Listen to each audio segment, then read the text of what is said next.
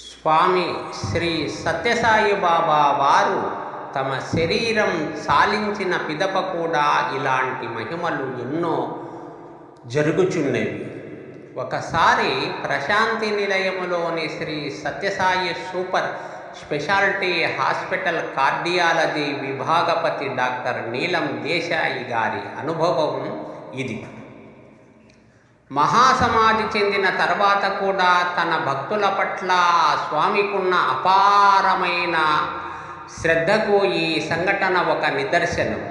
అంకిత భావం గల వైద్యురాలు doctor Neelam Desai intensive care యూనిట్లో రౌండ్ వేస్తుండగా ఆమె రోగులకు భగవాన్ ఫోటోలను పంచిపెట్టారు. ఆమె ఒక చిన్న గుండె జబ్బు రోగికి ఆ ఫోటోను బహుమతిగా ఇచ్చినప్పుడు ఆ ఫోటోను అందుకున్న బాలుడు అందులోన భగవాన్ చిత్రాన్ని తదేకంగా చూస్తూ ఉండటం గమనించారు.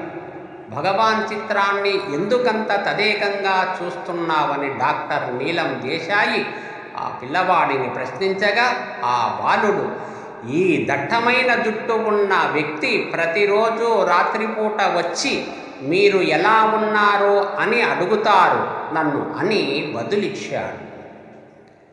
2011 ఏప్రిల్ 24న భౌతిక శరీరాన్ని విడిచిపెట్టిన తర్వాత కూడా భగవాన్ తన రోగుల పట్ల చూపిన శ్రద్ధకు ఆ వైద్యురాలు విస్మయం చెంది ప్రగాఢమైన కృతజ్ఞతతో నిండిపోయారు.